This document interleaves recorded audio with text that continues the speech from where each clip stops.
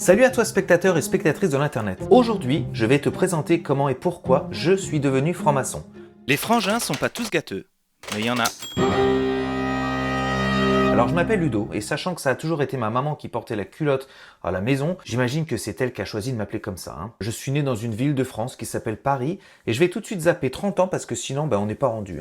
Pas que je sois particulièrement vieux, mais disons que j'ai une expérience de la vie déjà relativement importante. Alors, l'histoire que je vais vous raconter commence en 2007. Je travaillais à Londres et partout sur les médias français, on était en plein débat pour les élections de la présidence de la République. Vous vous souvenez, la première année où Sarkozy était candidat. Alors, je travaillais donc à Londres et à l'époque, on était un petit groupe de Français expatriés et on se retrouvait tous les jours pour un café. Évidemment, on s'est mis à parler un peu politique. Et ce dont je me suis vite rendu compte à l'époque, c'est qu'il était tout simplement impossible d'avoir des échanges constructifs. Tout le monde en gros voulait participer à la discussion, mais pas pour essayer d'apprendre quelque chose ou d'enrichir sa perception de la question, mais uniquement pour convaincre qu'ils avaient raison et que les autres avaient tort. Alors, d'un autre côté, les débats télévisés n'étaient pas franchement mieux, donc pourquoi s'imaginer qu'on arriverait, nous, à être un peu plus intelligents juste en discutant autour d'une tartine dans laquelle on tremperait un petit peu de café ? Mais cette incapacité à échanger m'a beaucoup perturbé et un soir en rentrant, j'ai commencé mes recherches sur cette société pas franchement secrète dont j'avais déjà entendu parler plusieurs années auparavant qui s'appelle la franc-maçonnerie. J'ai jamais vraiment lu de médias complotistes. Pour avoir été blogueur type journaliste pendant quelques années, j'avais plutôt l'habitude d'aller chercher des vraies sources sérieuses d'informations, d'aller en chercher beaucoup d'ailleurs, de les croiser pour essayer de comprendre un petit peu plus en profondeur tel ou tel sujet avant d'écrire un article dessus. J'ai donc appliqué la même méthode pour mes recherches sur la franc-maçonnerie. J'ai lu et regardé tout ce que j'ai pu trouver 2 fois et assez rapidement j'ai réalisé qu'une branche de la maçonnerie, celle qu'on dit libérale et adogmatique, celle qui en France est majoritairement représentée par le Grand Orient de France, proposait un endroit où échanger dans le respect et l'écoute de l'autre sur des sujets de société. Alors, il y avait ces notions de symboles et de rituels qui revenaient assez souvent, et non, j'y connaissais pas grand-chose dans ce domaine, j'avoue.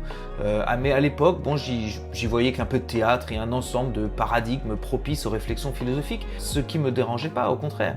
J'ai pas posé ma candidature tout de suite, ça m'a pris quand même plusieurs mois. Entre-temps, j'étais rentré en France et j'avais trouvé un forum de discussion rattaché au site d'une loge du Grand Orient de France basée à Marne-la-Vallée, pas très loin de là où j'habitais alors. Assez rapidement, je suis rentré en contact avec des membres, ce qui m'a permis un soir d'aller manger un poulet trop cuit chez l'un d'entre eux et d'en apprendre davantage sur le côté pratique d'être franc-maçon. Alors j'ai trouvé la discussion passionnante parce qu'à aucun moment, cette personne n'a essayé de me dire que je devais ou non rejoindre leur association. Non, le but était juste de discuter de l'histoire de l'ordre, de parler simplement de cette soi-disant fraternité mystérieuse, de ce qu'on y faisait, comment on y entrait, sortait, etc. C'était simple, ça m'a semblé vrai et sincère, et je suis rentré chez moi avec le fort sentiment que pour un athée rationaliste comme moi, cette maçonnerie pourrait me proposer quelque chose d'intéressant. Alors quelques mois plus tard, après mûre réflexion, j'ai donc posé ma candidature. Je connaissais personne dans la maçonnerie à l'époque, j'ai donc fait une candidature spontanée dans la loge du frère qui savait pas cuire une cuisse de poulet. Quelques semaines plus tard, j'ai rencontré un membre de la loge avec qui j'ai discuté de mon enfance, de mon métier, de mes occupations, de ma famille, de mes études. Puis j'en ai vu un deuxième avec lequel je me suis entretenu sur des sujets plus politiques, sur ma vie associative ou syndicale, sur les valeurs que je faisais miennes, mes combats, mes déceptions dans la société, mon avis sur la peine de mort, la bioéthique, l'euthanasie, etc. Et puis enfin, j'ai rencontré un dernier membre avec lequel je suis revenu sur des questions plus métaphysiques, mon rapport à la spiritualité, à Dieu, à la philosophie, à mes valeurs morales, mon éthique personnelle. 3 entretiens qui à chaque fois m'ont demandé de me plonger assez en profondeur dans qui je suis. 3 entretiens qui à chaque fois m'ont offert la possibilité de m'exprimer sans sentir aucun jugement, ce qui constituait déjà quelque chose de nouveau et de très attractif, je dois dire. L'étape suivante que j'attendais donc est arrivée un jour. Il s'agissait d'une invitation à venir rencontrer l'ensemble des membres de la loge sous le bandeau. Alors c'est-à-dire qu'un soir, je suis arrivé, qu'on m'a mis un bandeau sur les yeux pour me cacher totalement la vue et on m'a introduit dans un temple maçonnique. On m'a fait m'asseoir sur une chaise et on a commencé à me poser toute une série de questions. Alors ça, je dois dire, ça a été une expérience vraiment intéressante que j'ai eu la chance de vivre au final 2 fois. Et je vais vous expliquer pourquoi dans quelques instants. Lorsqu'on est assis dans le noir d'un bandeau sur les yeux et que les questions fusent de tous côtés, sautant du coq à l'âne, c'est déstabilisant. Mais du coup, on se referme un peu plus sur soi-même, on se concentre à 300% sur nos réponses et on ressort de là tout chamboulé. L'expérience a duré une vingtaine de minutes et on m'a raccompagné dehors. Alors rentré chez moi, j'ai pas pu dormir et le jour suivant, je n'ai fait qu'attendre le coup de téléphone qu'on m'avait promis pour m'indiquer si j'allais être reçu maçon ou pas. Alors finalement, le téléphone a sonné et on m'a fait savoir que j'allais être reçu maçon. Mais on arrivait en juin et les activités maçonniques s'arrêtent pendant les vacances, donc ma date d'initiation me serait donnée à la rentrée. Mais alors que la rentrée approchait, quelque chose que j'avais pas prévu s'est présenté à moi, sous la forme d'une offre de travail super intéressante au Québec, à Montréal, pour 6 mois. Alors je pouvais pas laisser passer cette occasion, j'ai donc rappelé la loge pour dire que j'allais quitter la France avant d'être initié. J'étais assez déçu de ne pas avoir pu finir cette démarche et évidemment il a fallu que je mette tout ça de côté. Après mon expérience d'un hiver québécois, un premier, c'est dur, moi je vous le dis, il allait en avoir beaucoup d'autres encore, mais bon ça je savais pas.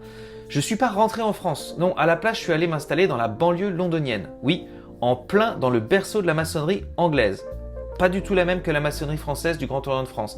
Et ce qu'il faut savoir, c'est que les deux s'entendent pas vraiment depuis qu'en 1877, un pasteur dénommé Frédéric Desmond a déclaré que pour être franc-maçon au Grand Orient de France, on n'avait plus besoin de croire en un grand architecte de l'univers, ce qui a créé un schisme avec la maçonnerie anglaise.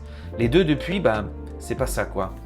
Alors je me suis posé la question de savoir si j'allais commencer mes démarches dans cette maçonnerie anglaise, mais encore une fois, étant athée pratiquant, ça partait pas du bon pied. Mais finalement, en reprenant rapidement mes recherches, il est apparu que j'avais pas besoin de me mettre à croire pour devenir maçon, car il y avait une loge du Grand Orient de France implantée à Londres, une vieille loge de presque 120 ans appelée la loge Hiram, une loge dans laquelle j'allais passer 9 ans. Alors décider qu'un candidat puisse rejoindre ou non une loge maçonnique est une décision qui revient entièrement à la loge. Il a donc fallu que je recommence toutes mes démarches, à zéro. Il a fallu que je rencontre de nouveau 3 membres, que nous discutions de mon parcours personnel, de mes positions politiques et sociétales, de mes conceptions métaphysiques et religieuses. Vu que c'était ma 2e fois, j'y suis allé de manière un peu plus détendue, apparemment même trop détendue, puisque plus tard on m'a fait savoir que me pointer aux enquêtes, comme on appelle ces 3 rencontres, en short et en skateboard, avait fait s'interroger quelques membres quant au sérieux que j'accordais à ma démarche. Pour la 2e fois, on m'a donc invité à venir répondre à des questions plus sottes que grenues, avec un bandeau sur les yeux, et là encore, j'ai beaucoup apprécié cette étape de mon parcours. Je recommande vraiment à chacun de faire l'expérience chez soi, de s'asseoir sur une chaise, les yeux bandés, au milieu d'un groupe d'amis et de répondre à des questions qui fuseraient de toutes parts. La perception de l'espace et la concentration qu'on met alors à écouter et répondre est vraiment quelque chose de très intense. Là aussi, le vote fut positif, ce qui prouve que soit je suis vraiment un bon candidat pour la maçonnerie, soit qu'il laisse rentrer vraiment n'importe qui. Là aussi, on m'a dit qu'on allait me donner une date pour mon initiation, et là où c'est différent de la première fois, c'est que au lieu de quitter le pays, j'y suis allé. Et c'est comme ça que j'ai été initié, voilà 12 ans, et que je suis devenu le frère Ludo. Alors je suis resté dans cette loge pendant 9 ans, j'y ai été apprenti, puis compagnon, puis maître. J'ai occupé les postes de grand expert, maître de cérémonie, second surveillant, premier surveillant, vénérable de la loge, c'est-à-dire le président en gros qui dirige les travaux. Oui, en 9 ans, j'ai fait beaucoup de choses, c'est vrai, mais il y a une raison. Être une loge du Grand Orient de France à Londres, c'est pas quelque chose de trivial. Déjà, les Français de Londres sont souvent de passage. Londres est une plateforme où beaucoup de jeunes travailleurs français viennent se perfectionner dans leur domaine avant d'être envoyés plus loin dans un autre pays. Le taux d'absence et de démission au sein de cette loge était bien au-delà de la moyenne. On était ce qu'on appelle une loge de transition. La 2e raison, c'est que comme je le disais tout à l'heure, les maçons anglais nous aiment pas beaucoup nous au Grand Orient de France. Et donc avoir accès à des temples maçonniques tout beaux comme on voit sur les photos, c'est pas très simple. La moitié du temps, on se réunissait dans des salles normales, des salles de réunion, dans lesquelles on poussait les tables, on installait des chaises en ligne et on venait accrocher des décors sur les murs pour créer un temple. On avait même une petite valise à roulettes dans laquelle on avait toutes nos affaires, nos rituels, nos décors, nos lettres et autres symboles pour accrocher sur les murs, un mini tableau de loge, etc.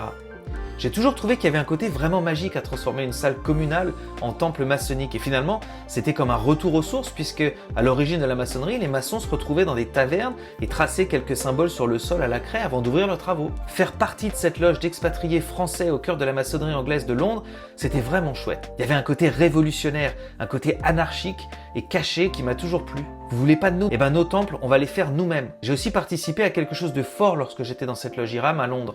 À l'époque, le Grand Orient de France avait choisi de ne pas se positionner quant à la mixité ou non de ces loges, c'est-à-dire leur capacité à initier des femmes. Chaque loge était libre de se poser la question et de faire un vote. Je suis celui qui a poussé à l'époque ma loge à organiser le vote. Donc grâce à un petit papier que j'avais délicatement placé dans un sac qui circule à la fin des tenues pour rapporter les suggestions des membres aux vénérables, tous les membres, après des discussions enflammées et houleuses, se sont prononcés et ils se sont prononcés en faveur de l'initiation des femmes. Je suis très fier de ça. Alors vous aurez remarqué, je parle de mon expérience au sein de la loge Hiram au passé et j'ai mentionné n'y être resté que 9 ans. C'est parce qu'en 2020, j'ai de nouveau traversé le monde pour retourner profiter des moins 40 degrés des hivers canadiens. En pleine pandémie, ma famille et moi sommes revenus à Montréal profiter du sirop d'érable et des cônes oranges qui pullulent dans la ville dès que la neige a disparu. On parle toujours du Québec et de ses hivers trop rudes, mais il y a des bons côtés à ces froids extrêmes. Par exemple, si tu oublies un fromage dans la voiture le soir, c'est pas très grave. Fraîchement installé dans le coin français de la ville, que j'ai depuis quitté parce que trop français pour moi, j'avais la possibilité de rejoindre la loge du Grand Orient de France, où, oui, il y en a une, ils sont partout, hein. Mais j'avais également la possibilité de rejoindre la loge d'une autre obédience plus petite, plus récente, qui s'inscrit complètement dans la lignée du GODF, mais qui s'appelle le GODQ, le Grand Orient du Québec. Pourquoi rester au Grand Orient de France alors que je m'installe maintenant à 6000 km de la rue Cadet, berceau du GODF à Paris? Autant rejoindre le Grand Orient qui lui travaille sur les questions qui concernent le Québec, là où maintenant je réside. J'ai donc sauté le pas et j'ai demandé à mon intégration au sein de la loge Les Amis Réunis. Ça fait 3 ans et c'est maintenant sur ces colonnes que 2 fois par mois je retrouve mes sœurs et mes frères et que je travaille dans l'harmonie des cœurs pendant un bout et puis qu'après, bien sûr, je vais rompre le pain et puis boire quelques coups parce que parler, ça donne soif. Alors la franc-maçonnerie aura-t-elle réussi à m'apporter ce que j'étais venu y chercher, à savoir des discussions respectueuses, de l'écoute et du respect? Oui, absolument. Et c'est pourquoi je prends toujours du plaisir à aller en loge. L'écoute et la qualité des conversations qu'on y trouve est quelque chose que pour le moment je n'ai trouvé nulle part ailleurs. La maçonnerie aura-t-elle permis d'être plus intelligent? Non, ça je pense pas. Mais peut-être aura-t-elle réussi à rendre un peu moins bête.